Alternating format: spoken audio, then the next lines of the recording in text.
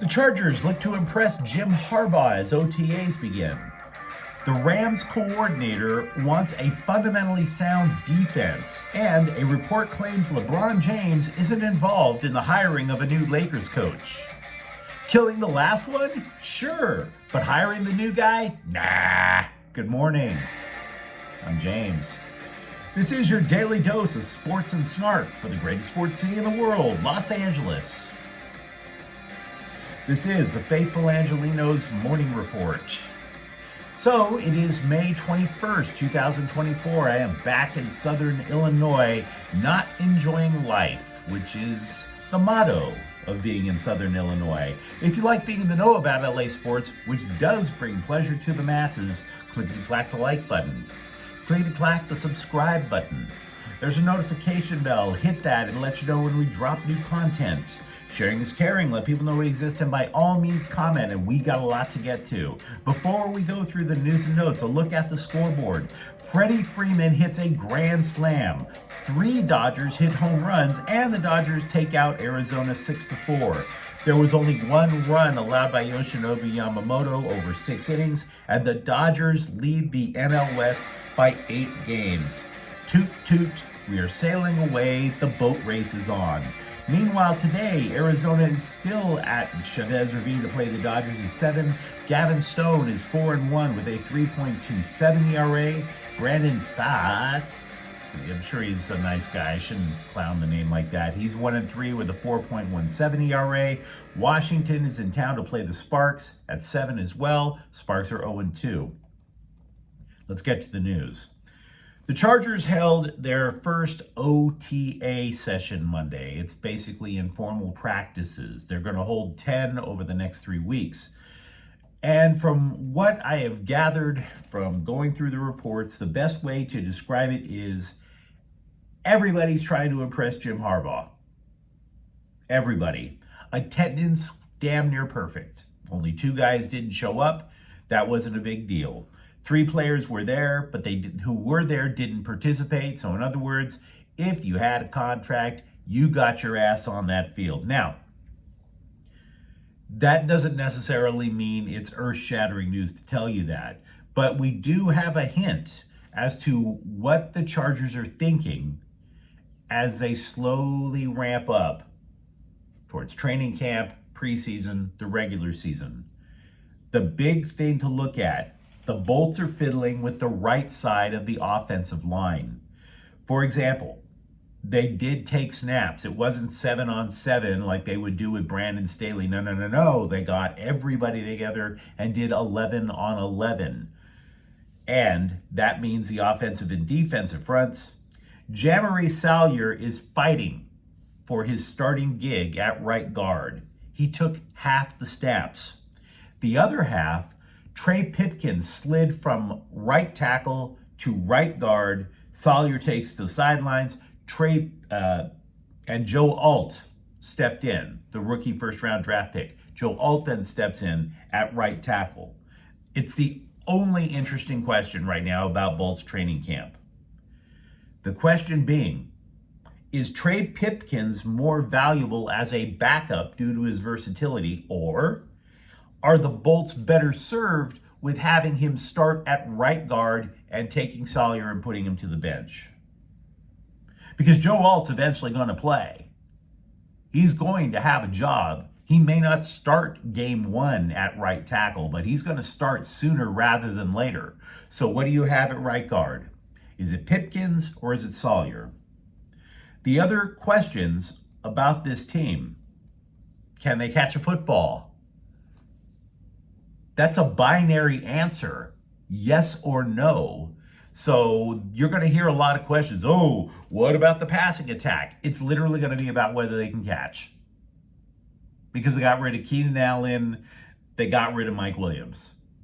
That's binary. This is a judgment call, the right side of the offensive line. And it matters for a variety of reasons. Justin Herbert got the hell kicked out of him these last couple of years. Cracked ribs, broken fingers, had shoulder surgery in last offseason. Keeping him healthy, it matters. Not only that, the Chargers couldn't run the ball and haven't run the ball since since the Trump presidency. They need a functioning right side of the offensive line as well. So it's either a thumbs up or thumbs down as to whether they can catch. The personnel you have on the offensive line, now that matters. That is judgment. That's a debatable question. Also with the Chargers, this was an expected move. The only thing that's surprising is that it took Keenan Allen this long to do it. He wrote the obligatory goodbye post on social media. He's the franchise's second leading all-time receiver, catching 904 passes for more than 10,000 yards and 59 touchdowns. The only player better than him in those stats was Antonio Gates. So, kind of a good idea to thank the fans, even if it's quite a few months later. CBSSports.com said that the one big takeaway from the Rams offseason is that they are back in win now mode. Really? I mean, okay, win now in the sense that winning makes you feel good and losing sucks, sure. But the way the Rams see win now is vastly different than the way scribes see win now. They didn't F their picks. That's when the Rams are win now. They didn't trade 6 first-rounders to land a shutdown cornerback or anything like that, right? They didn't trade another half dozen first-round picks to go get a franchise quarterback. That to the Rams is win now, when they go F the picks. The only thing they did was they overpaid a little bit for a defensive tackle in the second round. So this isn't exactly win now mode for the Rams. It's we want to win badly. It's not F the picks time. To be frank, FoxSports.com had a more accurate take on the Rams than CBS. Their take is that for the Rams to be a bona fide contender, the defense needs to continue improving, which is true, but without Aaron Donald, which tells you how deep a problem, deep a challenge that's going to be for the Rams. And that's the unenviable task for first-time defensive coordinator Chris Shula. Now, he's obviously got the lineage, he's obviously got the resume in the sense that he's the grandson of a legendary head coach in Don Shula. As for Chris's approach, he said, quote, "One thing that stuck out to me, and still does, is everybody thinks football has changed so much. My grandfather always said, as far as I'm concerned, it's still about blocking, tackling, getting off blocks, tackling and breaking tackles, securing the ball and taking the ball away. So we try to emphasize here the simplicity of football," unquote. In other words, this isn't going to be about outfoxing the other guy and scheming all the time. You might recall last season, the entire Rams coaching staff went so basic in practice that the players were taught the proper way to put on pads. All things being equal, though, the results were pretty damn good. The Rams were considered hot trash going into last year. They wound up getting into the playoffs. They went back to the fundamentals, and it worked. Now, Shula got rave reviews from former Rams defensive coordinator Wade Phillips and current Rams linebacker Ernest Jones. Now, if you're still asking about strategic adjustments, yes, Shula may have dropped a hint. He doesn't expect second-year defensive tackle Kobe Turner to replace Donald, but what you might see is something that they did with Donald. Turner being lined up at different spots at the line of scrimmage. Is he going to be a tackle? Is it going to be an end? They're still going to run a 3-4. Now, to be fair, Wade Phillips said the Rams are, of course, going to miss Aaron Donald. As a Rams fan, you have to keep that in mind, because much like spring training in baseball, everyone has optimism about their football team after the draft. The Rams' defensive line is super young. The Lakers have interviewed player-turned-pundit-turned-podcaster J.J. Redick. They've also interviewed New Orleans associate head coach James Borrego and Boston assistant Sam Cassell for the vacant head coaching job. There are 4 more people in the candidate pool. We've already mentioned them, and to be honest with you, none of them are exactly earth-shattering names. The Athletic is also reporting that LeBron James is not involved and has had no conversations with the Lakers about their coaching search. And yet, LeBron James is either a frequent guest or a co-host of a podcast hosted by JJ Redick, who's allegedly the frontrunner for the gig. And if you're interested in listening to the podcast, it's titled How to Lie Through Your Teeth in a Job Search. You're trying to tell me that JJ Redick has had years of a relationship with LeBron. They're talking basketball all the time, and yet LeBron James didn't decide to drop a single word to the Lakers front office. Nah, stop.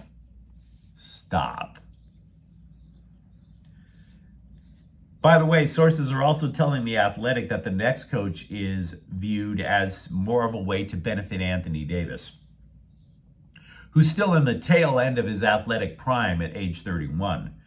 As a result, that would boost Borrego's stock because sources are claiming Borrego had rapport with Davis over in New Orleans.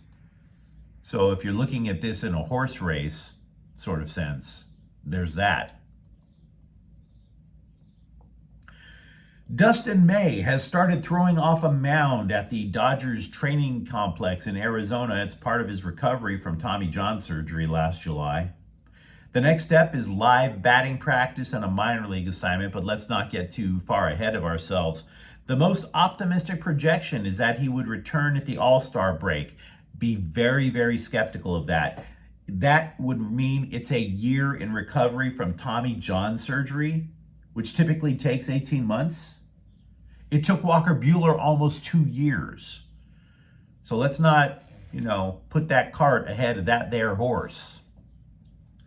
Reliever Joe Kelly has also begun a throwing program. He did so on Monday.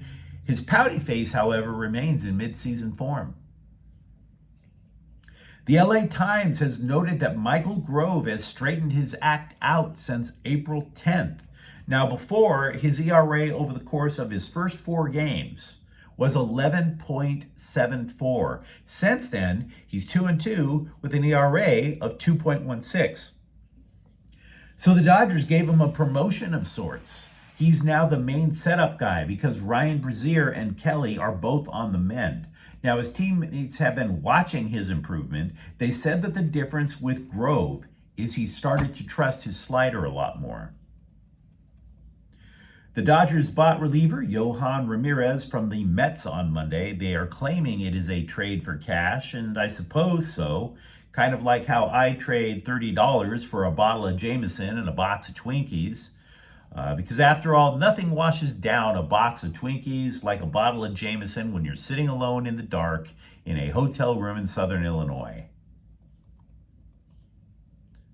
Don't take my word for it. There's a lot of bottles of Jameson lining the streets of Southern Illinois, I'm here to say. The Athletic took a stab at the immediate future for the LA Kings, not in terms of a hot free agency or trade rumor, but the current roster. Much like the Clash, should I stay or should I go? And the projections did not rattle any cages. There is an untouchable list that would include restricted free agent Quentin Byfield and Brandt Clark. People who definitely aren't going on Jay Kopitar, Drew Doughty. Lots of names being bandied about. We're not going to go through all of them. The so-called tough decisions list included no surprises as well. Free agents Matt Roy, free agent goalie Cam Talbot, fourth line center Blake Lizotte. And they also see 5 players as pretty much gonzo. Victor Arvidsson, Carl Grundstrom, Trevor Lewis, Arthur Kaliev, and Phoenix Copley. So if you are looking for a generic theme as to how the Kings offseason is being set up, the generic theme is that the front office is extremely predictable. And that's that. You let me know what you think, though, in the comments thread. Talk to me about how the Chargers and Rams are beginning their off seasons. And for that matter, talk to me about the Lakers coaching search. Is LeBron James playing a role or not, for example? If you enjoy the content, don't forget to subscribe to Faithful Angelenos. We're talking LA sports every single day here. Thank you for watching. I'm James. We'll be back tomorrow. Faithful Angelenos is a Kian Corte El Queso production. Take care.